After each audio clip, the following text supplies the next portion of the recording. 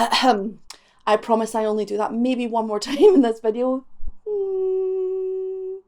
Today we're diving into the dark depths of metal music and horror movies to uncover the diabolical secrets of the infamous evil laughter. Ah, the evil laugh. The cackle that sends chills down your spine and makes your neighbours look for leaflets for Christian camp. I can't possibly talk about the use of evil laughter in metal music without first talking about our sponsor. I'm kidding. I don't have one of those. I first, of course, have to talk about horror movies. The first recorded use of evil laughter in film can be traced back to the silent film era. One of the earliest examples is the 1913 film The Student of Prague, directed by Stellan Rye and Paul Wegner.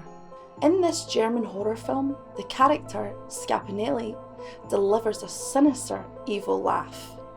I mean, granted, you can't fucking hear it, because it's a silent movie. But this film is often credited with popularising the use of evil laughter in film. Since then, the evil laugh has become a common trope in horror movies. It was used as a way to add menace to characters, from Dracula, Freddy Krueger, and to Pennywise. It was also used as a way of exaggerating mania in the likes of Jack Torrance in The Shining, Ash in The Evil Dead, and Dr. Frankenstein when he finally brings his creation to life. Little did they know they were laying the groundwork for a wonderfully devilish tool in metal songwriting. The use of laughter in music dates back many years, and pinpointing the very first use is pretty much impossible. The use of laughter to add a tiny bit of spook was certainly used by a lot of different performers like Louis Armstrong and people like Cab Calloway in the 30s and 40s. But my favourite use of evil laughter in early music has to be with Mr. Johnny Fuller in his 1958 song Haunted House. I just moved in my new house today. Moving was rough, but I got squared away. When chains started ringing and bells ringing loud. But wait, there's more. Enter the heavy metal pioneers Black Sabbath. Only 10 years later in 1968 with the wonderful Ozzy Osbourne, the original Prince of Darkness himself. Imagery, legends, aesthetic and diminished feel of horror movies and their scores had a massive effect on Black Sabbath, and evil laughter was just another element to add to that spicy metal stew. Mamma mia!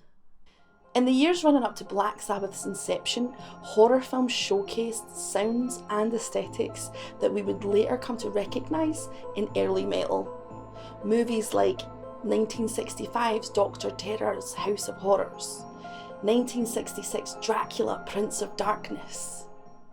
Fast forward a bit and we find ourselves knee deep in the 80s, where the metal was louder, the hair was bigger, and album covers had become increasingly more disturbing. Bands like Iron Maiden and Slayer embraced evil laughter, but none more so than the horrific Keeper of the Keys, the one and only King Diamond. With his already haunting falsetto and theatrical stage presence, King Diamond made Bela Lugosi look like Fozzie Bear.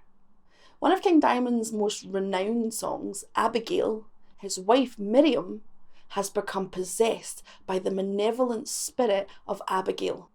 And as Jonathan desperately searches for solutions and confronts the spirit with the help of a priest, Abigail wickedly cackles, confident in her impending victory in the battle for Miriam's soul. Sorry, I won't do that again. My personal favourite use of evil laughter has to be in the Darkness song Stuck in a Rut, because I am what the Japanese call a loser. Let's also not forget the theatrical Dave Mustaine's use of contemptuous laughter in his song In My Darkest Hour, or Pantera's use of maniacal laughter in Dominion. All these artists are harking back to our core part of early metal that shared ideas and emotions with horror movies. In fact, horror and metal, if they were people, we would absolutely be at the stage now where we're saying sitting in a tree, Kissing. Whilst there's a lot of different crossover with influences in horror and metal, this was one of my favourites. What metal songs do you love that contain evil laughter? What horror movies have been turned into metal songs? Let me know in the comments section. And as always, my dudes, thank you for watching and stay spooky.